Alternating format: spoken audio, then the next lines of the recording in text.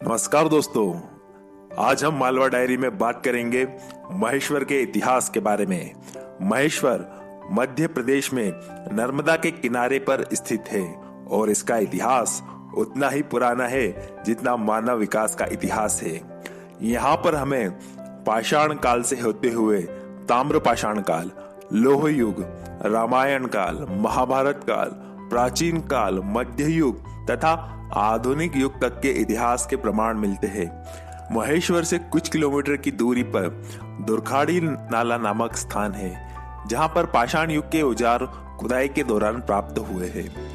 महेश्वर के ठीक पास नावदा टोली नाम के स्थान पर हड़प्पा काल के अंतिम समय के पुरातात्विक प्रमाण मिलते हैं। यहाँ पर हमें सिरामिक या पकी हुई मिट्टी के पात्र मिलते हैं। यहाँ प्रसिद्ध पुरातत्ववेत्ता हसमुख धीरज लाल संकालिया ने उल्लेखनीय काम किया है सन 1952 से 1959 के बीच में। प्राचीन काल में महेश्वर हैहया राजवंश की राजधानी महिष्मती के नाम से प्रसिद्ध था। यह एक चंद्रवंशी यादवों का राज्य था, जिसका उल्लेख हमें रामायण तथा महाभारत में भी मिलता है। इस वंश के सबसे प्रतापी राजा कार्तवीर अर्जुन थे, जिन्होंने रावण को भी हराकर बंदी बना लिया था। यहाँ आज भी एक जगह है जिसे लोग रावणेश्वर कारागार भी कहते हैं। आज भी महेश्वर के किले के घाट पर राजराजेश्वर मंदिर है, जो कि सहस्त्रार्जुन को ही समर्पित है। यहाँ पर आंध्र प्रदेश तथा केरल के लोग भी दर्शन करने आते हैं, क्योंकि वह खुद को सहस्त्रार्जुन का वंशज मानते हैं। हरिवंश पुराण के अनुसार हैहया के संस्थापक महाराज यदु के पड़पोते थे। विष्णु पुराण में हैहया को 5 किलो में बांटा गया है। विधिहोत्र, शय्यार्थ, भोज, अवंती तथा तुड़ीकेर हैहया ही अवंती के प्रथम शासक थे।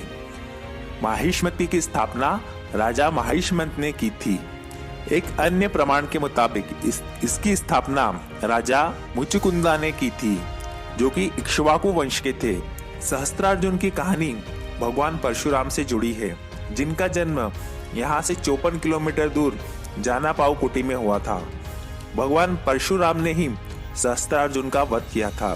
सहस्त्रार्जुन के काल में ही भगवान दत्तात्रेय का भी उल्लेख मिलता है। महाराज सहस्त्रार्जुन के पड़पोते विधिहोत्र ने अवंती को 2 भागों में विभाजित किया। उत्तर की राजधानी उज्जैनी तथा दक्षिण में माहिष्मती। 4वीं सदी में यह क्षेत्र महान मौर्य सम्राट चंद्रगुप्त के अधीन आ जाता है। चंद्रगुप्त के पोते अशोक यहाँ बिंदुसार के समय शासन संभाल रहे थे।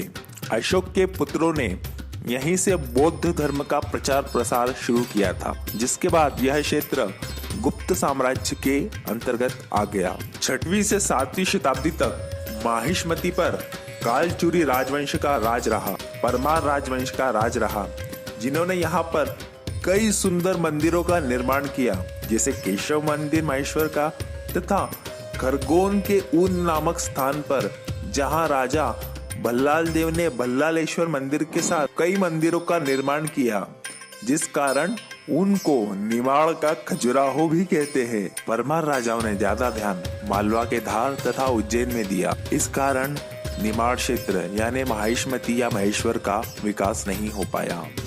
इसके बाद हमें यहाँ एक जैन मंदिर में अकबर के समय के शिलालेख मिलते हैं। यहाँ की अकबरी मस्जिद में शाहजहां के समय का उल्लेख मिलता है। इसे खोजने का श्रेय डॉक्टर सुगंधा जौहर को जाता है।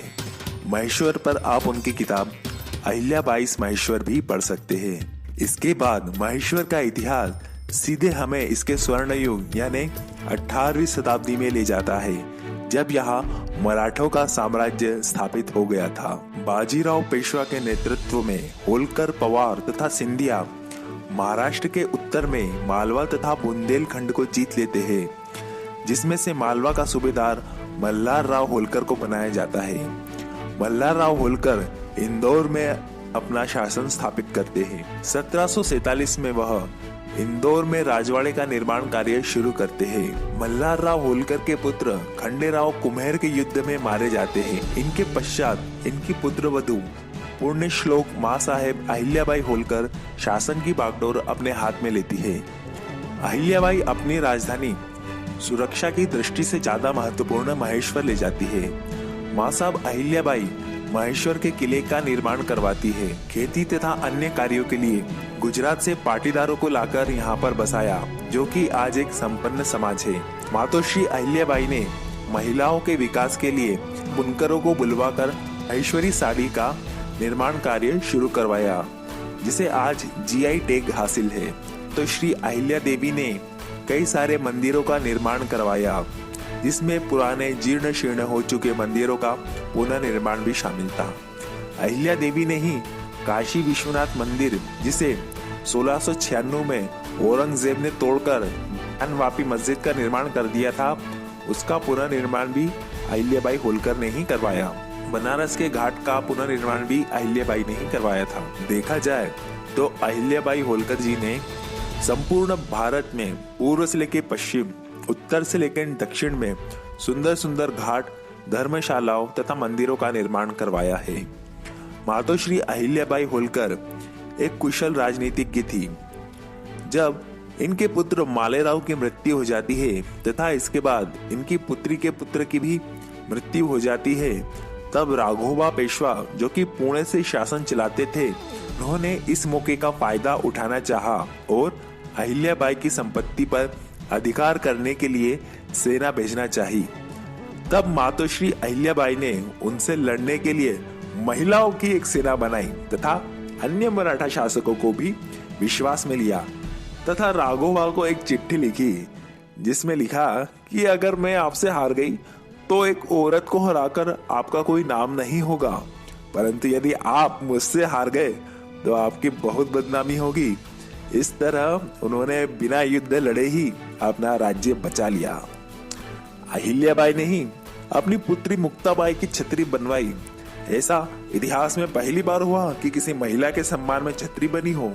अहिल्याबाई ने नारी का सशक्तिकरण की अद्भुत मिसाल कायम की है। 13 अगस्त 1795 में मातोश्री अहिल्याबाई का निधन हो जाता है, जिसके पश्चात मल्हारराव होलकर के भतीजे श्री तुकोजीराव होलकर शासन की बागडोर संभालते हैं।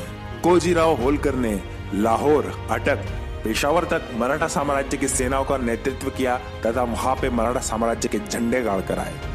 इनकी मृत्यु के बाद होलकर घराने की राजगद्दी को लेकर आपसी संघर्ष बहुत बढ़ जाता है। तुकोजीराव के बाद उनके पुत्र काशीराव राजा तो बन जाते हैं, परंतु उनकी बौद्धिक क्षमता कम होने के कारण वह अच्छे से राज नहीं कर पाते। काशीराव के भाई मल्हारराव होलकर द्वितीय के बीच राजगद्दी को लेकर लड़ाई शुरू हो जाती है। काशीराव मदद के लिए दौलतराव सिंधिया से हाथ मिला लेते हैं। इसके कारण 1797 में दौलतराव अचानक मल्हारराव पर हमला कर उन्हें मार देते हैं। यहाँ से काशीराव के दो और भाई यशवंतराव तथा विठोजी बचकर नागपुर भाग जाते हैं, जहां वह रघोजी भोसले द्वितीय के यहाँ शरण लेते हैं। परंतु सिंधिया के कहने पे 1798 में यशवंतराव को गिरफ्तार कर लिया जाता है, परंतु यशवंतराव यहाँ से भागने में भी कामयाब हो जाते हैं। यशवंतराव की मदद धार के राजा आनंदराव पवार करते हैं, क्योंकि यशवंतराव होलकर ने भी उनकी मदद उनके खिलाफ हुए विद्रोह को दबाने में की थी। 6 जनवरी 1799 में यशवंतराव होलकर महेश्वर के किले पर कब्जा कर लेते हैं और होलकर वंश के नए सम्राट बन जाते हैं। यशवंतराव चक्रवर्ती छत्रपति की उपाधि धारण करते हैं। इसके पश्चात यशवंतराव उज्जैन पर कब्जा कर लेते हैं, जो कि पहले सिंधियाओं के कब्जे में था। यशवंतराव सतारा के छत्रपति के वफादार तो होते हैं, परंतु पेशवा से उनका विरोध था। 1802 में यशवंतराव पुणे पर आक्रमण कर पेशवा बाजीराव द्वितीय को हरा देते हैं। यशवंतराव कोशिश करते हैं कि पूरा मराठा साम्राज्य एक होकर अंग्रेजों से लड़े।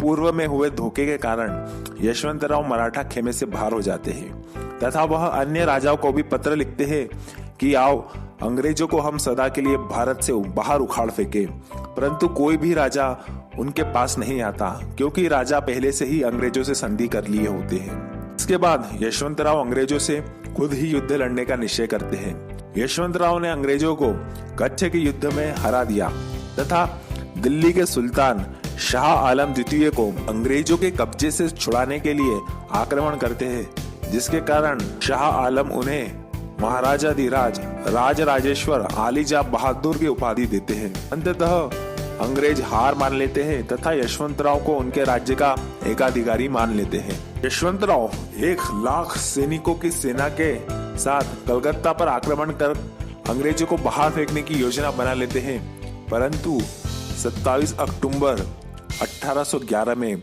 यशवंतराव जी की मृत्यु हो जाती है। यशवंतराव होलकर जी के बाद उनकी पत्नी तुलसाबाई अंग्रेजों से संघर्ष जारी रखती है, परंतु अंग्रेज पठान और पिंडारियों के साथ मिलकर उनकी हत्या करवा देते हैं। इसके बाद ब्रिटिश और होलकरों के बीच में एक संधि होती है, परंतु यशवंतराव होलकर की वीर सुपुत्री भीमाबाई होलकर इस संधि को नहीं मानती तथा 1817 में कर्नल मैकालम को गोरिल्ला युद्ध में हरा देती है। 21 दिसंबर 1817 को अंग्रेजों और भीमाबाई होलकर के बीच महिदपुर का युद्ध होता है, जिसमें एक समय ऐसा आता है कि बस होलकर जीतने ही वाले होते हैं, परंतु अंग्रेज गफूर खान, जो कि होलकर सेना का सामंत था, उसे अपने में मिलाकर वहां से भगा देते हैं। इस धोखे के कारण मराठा यह युद्ध हार जाते हैं। इसके बाद 6 जनवरी 1818 को मराठों और अंग्रेजों के बीच मंदसौर की संधि होती है, जिसके बाद 1947 तक मराठा हमेशा ब्रिटिशों के अधीन रहकर ही शासन चलाते हैं। सन 1818 के बाद अंग्रेजों के शासनकाल में इंदौर ही मराठा साम्राज्य की राजधानी रहता है, जिस कारण इंदौर का तो चौतरफा विकास हो जाता है, परंतु महेश्वर समय में बंद एक कैप्सूल की तरह वहीं खड़ा रहता है, जिस तरह वह कभी मातोश्री अहिल्या के समय या फिर यशवंतराव होलकर के समय में खड़ा था। आज महेश्वर फिर से अपनी पुरानी पहचान हासिल कर रहा है। यहाँ पर कई सारी बॉलीवुड फिल्मों की शूटिंग हो रही है तथा वर्तमान होलकर वंशज भी अपनी इस विरासत की तरफ विशेष ध्यान दे रहे हैं। हम यही उम्मीद करते हैं कि महेश्वर पुनः वह जगह हासिल कर लेगा जो जगह उसे अहिल्याबाई के समय हासिल थी। इसी उम्मीद के साथ हम आपसे विदा लेते हैं। इस वीडियो को पूरा देखने के लिए धन्यवाद।